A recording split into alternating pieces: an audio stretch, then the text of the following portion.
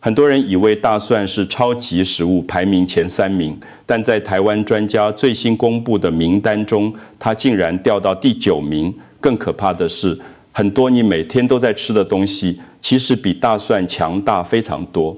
排名第1的那个食物，是每个人在夜市、便利商店，甚至办公室便当里都能看到的东西，但你从来没把它当成宝物。如果你看到一半就离开，你很可能会错过一个小习惯。这个习惯可以帮你的血管延长好几年寿命，但大多数人都忽略了，只因为觉得它太简单。更遗憾的是，很多台湾家庭明明餐桌上就有这些食物，却因为烹调方式错误，白白浪费了他们的保护力。我是一位在台湾行医超过40年的老医生。今天要跟你分享的这份排行榜，是我们团队花了3年时间整理宜兰、花莲、嘉义、台南等地区长受老人的饮食数据，并结合台大医院、长庚医院、台北荣总的临床资料才完成的成果。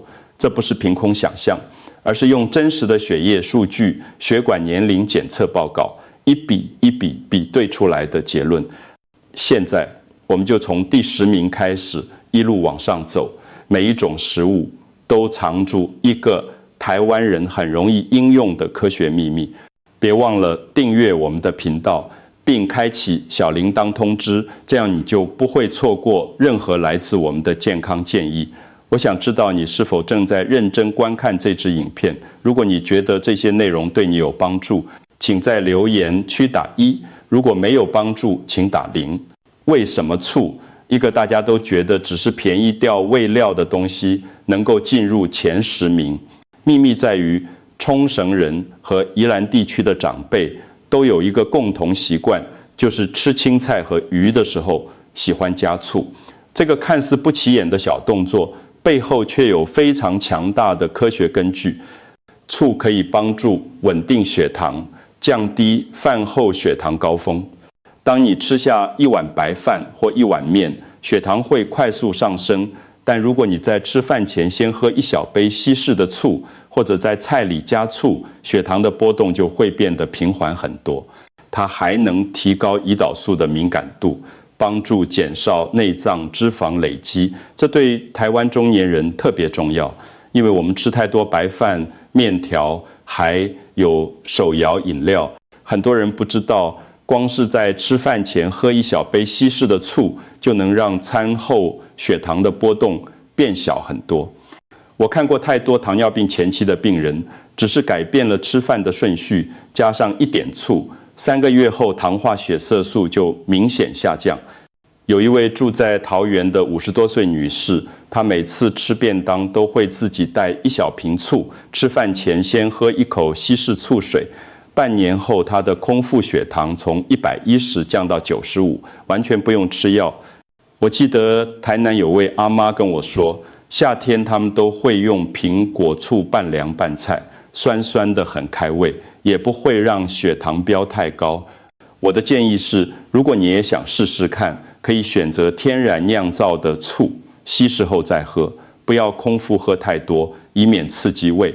每天1小杯就够了，不需要喝太多。大蒜大家都以为它是药，竟然掉出前8名，为什么？因为台湾人煮菜的方式错了。我们习惯用大火炒蒜头，炒到很香很香，整个厨房都是蒜香味。但这样一来，里面最珍贵的大蒜素就完全被破坏了。很多家庭主妇觉得蒜头一定要爆香才好吃，殊不知这个习惯让大蒜的保健效果打了很大的折扣。大蒜本身有非常强的抗菌、调节血糖、降血压的功效。它里面的大蒜素是一种非常不稳定的活性物质，遇到高温就会分解。但问题是，台湾家庭的炒菜方式，特别是那种香喷喷的蒜头爆香，虽然好吃，却让大蒜失去了最重要的活性成分。这就像你买了一颗钻石，却用铁锤敲碎它，非常可惜。我在门诊遇过一个桃园的阿伯，他每天早上都吃1颗生蒜头，坚持了5年，血压从150降到130，也很少感冒。但他太太用大火炒蒜头煮菜，吃了好几年，血压却没什么改善。同一个家庭吃的是同一种食材，结果却完全不同。关键就在于烹调方式。大蒜素需要在低温或生食的情况下才能完整保留。所以我给大家的建议是，如果你想要大蒜的真正好处，可以把它切碎后加进粥里，或者煮好菜之后再撒上去，或者拌在凉拌菜里，这样吃才能真正吃进营养。如果你真的不敢吃生蒜，至少在炒菜的时候，把蒜头最后才放进去，用余温带过就好，不要一开始就大火爆香。番茄生吃其实没有煮熟了吃好，因为加热之后，茄红素的含量可以增加3倍。很多人以为番茄一定要生吃才新鲜，但科学研究告诉我们，番茄是少数加热之后营养价值反而提升的蔬菜。这是因为茄红素是脂溶性的，加热和加油能帮助它释放出来，让身体更容易吸收。茄红素是一种非常强的抗氧化物，对血管、心脏健康都有很大帮助。它能减少血管内壁的发炎，也能降低坏胆固醇被氧化的机会。氧化的坏胆固醇就像生锈的铁钉，会刺伤血管壁，引发动脉硬化。而茄红素就像是血管的保护膜，能阻止这个过程发生。在台湾，我们有很多适合的番茄料理，番茄炒蛋、番茄炖鱼或者牛肉面加番茄，这些做法不只好吃，还能让茄红素更好吸收。我有一个病人，台中的一位50多岁女士，她每天中午都会煮1碗番茄蛋花汤，持续半年之后，她的坏胆固醇数值明显下降，脸色也变得比以前红润。他说，以前他每次爬楼梯都会喘，现在爬3层楼都不觉得累。不过要注意，如果你有胃食道逆流的问题，番茄最好煮熟再吃，不要生吃太多，因为它的酸度比较高，可能会让症状加重。煮熟的番茄酸度会降低，对胃比较温和。另外，如果要煮番茄料理，记得加1点油。因为茄红素是脂溶性的，有油脂才能帮助吸收。青花菜被日本人和台湾人称为维生素之王，它的营养密度比一般常见的青菜，像是小白菜、青江菜都要高出非常多。如果把蔬菜比喻成一只球，对，青花菜就是队长，它几乎包办了所有重要的营养素。1小碗青花菜就能提供你1天所需维生素 C 的80%以上。青花菜富含维生素 C、维生素 K、叶酸酐，有非常丰富的植化素，能提升免疫力、抗氧化，甚至有研究显示它能帮助预防某些癌症。它里面有一种叫做萝卜硫素的成分，这是目前科学界公认最强的抗癌物质之一。很多营养学家都说，如果你每天只能吃1种蔬菜，那就选青花菜。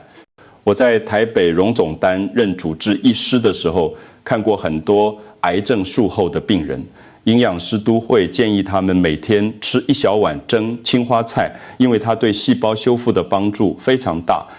有一位乳癌手术后的病人，他每天中午都吃青花菜，配合治疗，恢复的速度比预期快很多。但很多台湾家庭都把青花菜煮太久了，我们习惯用滚水煮很久，结果维生素都流失掉了，颜色也变得黄黄的，营养跟着打折扣。正确的做法是用蒸的，大约蒸3到5分钟就好，保持1点脆度，这样营养素才能完整保留。我自己很喜欢的吃法是蒸好之后淋1点麻油，撒1点生蒜末，简单又健康。如果你家里有小朋友不爱吃青花菜，可以把它切碎，混进蛋液里煎成蛋饼，他们就会愿意吃了。台湾的长辈如果每天都吃豆腐，他们的血管指数通常都会比同龄人好很多。这不是巧合，而是有科学根据的。豆腐在台湾的饮食文化里占有非常重要的地位。从早餐的豆浆豆腐脑到晚餐的家常豆腐，几乎每一餐都能看到它的身影。豆腐里面有一种叫做卵磷脂的成分，对大脑健康非常好。卵磷脂是构成脑细胞膜的重要物质，能帮助神经传导，改善记忆力。它还含有优质的植物性蛋白质，非常容易被身体吸收，而且能帮助降低胆固醇。特别适合吃太多猪肉的台湾人，豆腐的蛋白质品质不输给肉类，但却没有肉类的饱和脂肪和胆固醇。我有一个病人住在嘉义的阿公，他每天早餐都吃一块蒸豆腐配稀饭，已经吃了20几年。他今年85岁，血管年龄检测出来只有60几岁，而且完全没有在吃降血脂的药。他跟我说，他年轻的时候很爱吃肉，后来听人家说豆腐好，就慢慢改变习惯，没想到身体越来越好。豆腐的另一个好处是，它可以取代部分肉类减少饱和脂肪的摄取，对心血管负担比较小。不过要注意，豆腐最好不要油炸。炸豆腐虽然好吃，但会吸收大量的油，反而对血管不好。最好的吃法是清蒸、水煮或者炖汤，像是豆腐、味噌汤、皮蛋豆腐或者嫩豆腐、蒸蛋都是非常健康的选择。如果你想要增加一点变化，可以把豆腐切块，用平底锅前煎到表面微微金黄，再淋上酱汁，这样既健康又美味。你知道吗？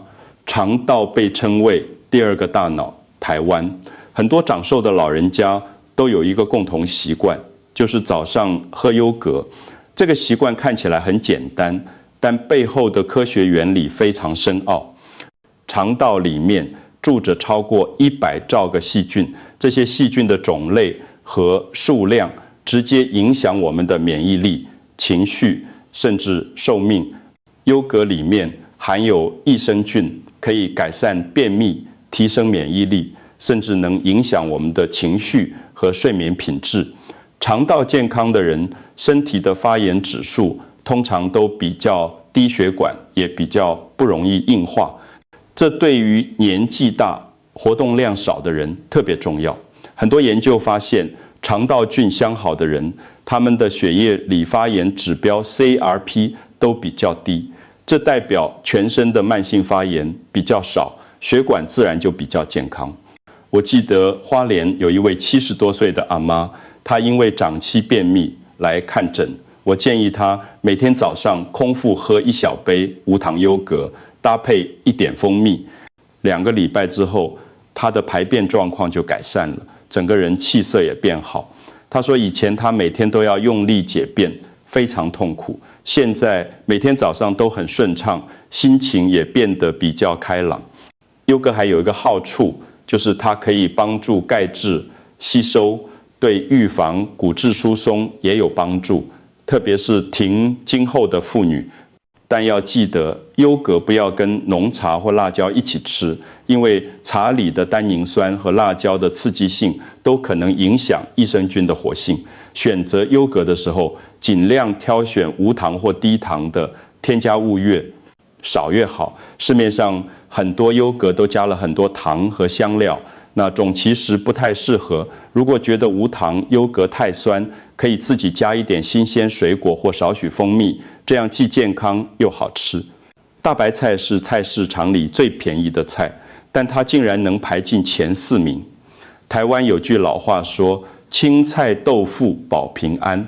这句话背后的智慧，就是在讲大白菜这类的蔬菜。我们的祖先没有现代科学，但他们用几千年的生活经验，早就发现了这些食物的好处。大白菜在台湾的冬天特别便宜又好吃，几乎每个家庭都会买。大白菜富含维生素 C 和维生素 E， 这2种都是很强的抗氧化维生素，能保护血管，延缓老化。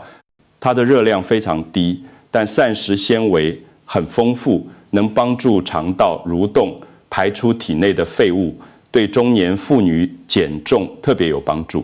一大碗煮熟的大白菜，热量不到50大卡，但饱足感很强，而且能帮助排便，把肠道里的毒素带出来。我在台南看诊的时候，遇过一个50岁的姐姐，她因为更年期，体重一直往上升。我建议她每天晚餐用大白菜取代一半的白饭，搭配清淡的料理方式。3个月下来，她瘦了5公斤，而且没有饿肚子的感觉。她说以前她吃很少都瘦不下来，改成这样吃之后，不止体重降了，连血压、血脂都变正常了。大白菜还有一个特点，就是它性质温和，适合大部分体质的人吃，不会太寒，也不会太燥，连胃不好的人也能安心吃。要提醒的是，大白菜容易残留农药，所以清洗的时候一定要仔细，最好泡水10分钟再冲洗。推荐的吃法是大白菜炖、香菇冬天煮台式火锅加大白菜，或者用大白菜包肉现蒸着吃，都非常美味又健康。我自己很喜欢用大白菜煮汤，加一点姜丝和枸杞，又暖胃又养生，特别适合冬天。纳豆是被嫌弃味道最重的食物，但它竟然排进前3名。它的好处强到什么程度？纳豆里面有一种叫做纳豆激酶的酵素，还有维生素 K2，这2种成分对预防血栓特别有效。很多台湾人第一次吃纳豆都会觉得受不了那个味道和黏黏的口感，但如果你知道它对身体的好处，也许你会愿意试试看。纳豆激酶能帮助溶解血栓，减少中风和心肌梗塞的风险。血栓就像是血管里的路障，会阻碍血液流动，严重的时候会造成中风或心肌梗塞。而纳豆激酶就像是清道夫，能把这些路障清理掉。维生素 K2 则可以帮助钙质沉积在骨头里，而不是沉积在血管壁上，这样既能强化骨骼，又能保持血管弹性。对于台湾的老年人来说，这简直是双重保护。我看过太多70、80岁的长辈，血管硬化严重，但如果他们愿意开始吃纳豆，通常半年后血管弹性就会改善。纳豆里的益菌也对肠胃非常好，能帮助消化，减少胀气。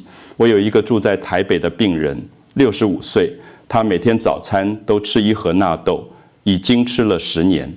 去年做心血管检查，医生说他的血管状况比50岁的人还要好，颈动脉丸全没有斑块。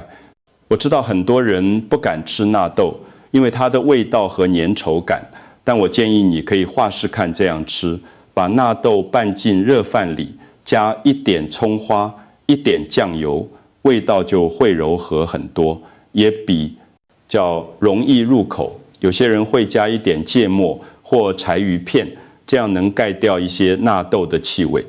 如果你真的不敢吃，市面上也有纳豆胶囊可以选择，虽然效果可能没有直接吃来的好，但总比完全不吃好。冲绳人和花莲人是全台湾最长寿的族群，你知道为什么吗？因为他们吃鱼比吃肉多。鱼类，特别是深海鱼，富含 Omega-3 脂肪酸，对大脑和心脏的保护作用非常强大。在冲绳和花莲这些靠海的地方，几乎每一餐都有鱼，这不是偶然，而是几百年来累积下来的饮食智慧。Omega-3 里面的 EPA 和 DHA 是2种人体无法自己制造的必需脂肪酸，它们能减少血管发炎，降低3酸甘油酯，改善记忆力，甚至能稳定情绪。很多研究发现，忧郁症患者的血液里 Omega-3 都偏低，而补充 Omega-3 之后，他们的情绪会明显改善。这对现代人来说特别重要，因为我们的压力太大了。台湾人很喜欢吃蒸鱼、鲑鱼、秋刀鱼，这些都是 Omega-3 含量很高的鱼种。如果你在台北上班，每天坐办公室，压力大，用脑多，我建议你每个礼拜至少吃2到3次鱼，对你的脑部健康会有很明显的帮助。我有一个病人，新竹的工程师，40多岁，他常常觉得记性变差，注意力不集中，工作效率也下降。后来我建议他把晚餐的炸鸡排改成煎鲑鱼，持续3个月。他说工作效率明显提升，头脑清楚很多，连睡眠品质都变好了。但要注意，鱼最好不要用油炸的方式，因为高温油炸会破坏 Omega-3，反而产生不好的物质。最好的烹调方式是清蒸、前煎、少油或者烤，像是清蒸鲈鱼、盐烤蒸鱼都是非常理想的吃法。如果要煎鱼，用一点点油，中小火慢慢煎，不要煎到焦黑。另外，如果担心鱼刺，可以选择鲑鱼、鳕鱼这种刺比较少的鱼种，比较适合老人家和小孩吃。最平凡的东西，竟然是最强大的。台湾人都知道这句话：一天一苹果，一生远离我。但很多人只是听过，从来没有真正做到。今天我要告诉你，为什么苹果能够排名第一，为什么它能打败所有昂贵的保健食品，成为保护血管最有效的食物。苹果富含水溶性膳食纤维，特别是果胶，它能在肠道里吸附胆固醇，排出体外，直接降低血液中的坏胆固醇。这个过程就像是在肠道里放了一个过滤网，把多余的胆固醇拦截下来，不让它进入血液。苹果皮里面还有丰富的多酚类物质，这是非常强的抗氧化成分，能减少血管发炎，延缓细胞老化，保护心脏。很多人削掉苹果皮才吃，其实非常可惜，因为最珍贵的营养都在皮上。最神奇的是，苹果煮熟之后，对肠胃的保护作用更强。很多老人家胃不好，容易胃食道逆流，或者肠胃比较寒凉，生吃苹果会不舒服。但只要把苹果蒸软或煮熟，就完全没问题，而且营养一样能吸收。煮熟的苹果果胶会变得更容易吸收，对肠道的保护作用也更好。我在宜兰的时候遇过一个80岁的阿妈，她每天早上都会蒸半颗苹果当早餐，已经吃了30年。她的血管年龄检测出来只有60岁，而且从来不用吃降血压、降血脂的药。她跟我说，她年轻的时候身体不好，常常生病，后来听人家说每天吃苹果对身体好，就这样坚持下来。没想到越吃身体越健康。苹果还有一个好处，就是它随时随地都买得到，不管是传统市场、全联、7到11、全家，到处都有。它不贵不难准备，任何人都能做到。我给大家这几个简单的吃法。第一，如果家里有牙齿不好的长辈，可以把苹果蒸软，切小块给他们吃，这样既好消化又有营养。第二，苹果切片之后配无糖优格一起吃，口感和营养都很棒，还能同时补充益生菌。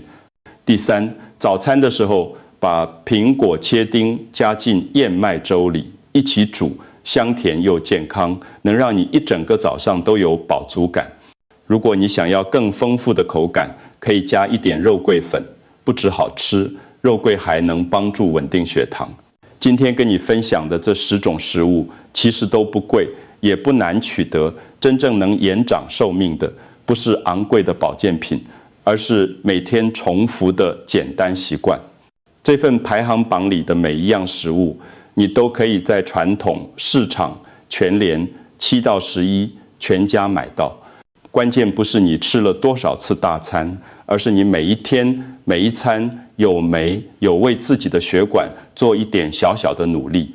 我行医40年，看过太多病人，他们不是因为吃了什么错的东西而生病，而是因为长期忽略那些简单正确的选择。很多人总是想找一种神奇的药，一种昂贵的保健品，以为吃了就能立刻变健康，但事实是，健康是累积出来的，不是买来的。你今天对身体好一点，明天对身体好一点，10年后你就会看到差别。血管的老化是慢慢累积的，但血管的保养也可以一点一滴的逆转。如果今天你能从这份名单里选出哪怕只是一种食物，从明天开始把它加进你的日常饮食，那你的身体就已经往健康的方向踏出了一步。我不是要你一次改变所有的饮食习惯，因为那太难了，大部分人都做不到。但如果你愿意从1颗苹果开始，从1块豆腐开始，从1碗青花菜开始，那就够了。小小的改变，持续做下去，时间会给你答案。如果你觉得今天的内容对你有帮助，请把这支影片分享给你的阿公、阿妈，或者正在为心血管问题、血糖问题烦恼的家人朋友。健康是我们能给自己和家人最好的礼物。有时候一个小小的提醒，一支影片的分享，就能改变一个人的健康，甚至延长他们好几年的寿命。这比任何昂贵的礼物都更珍贵。谢谢你今天的收看，我们下次见。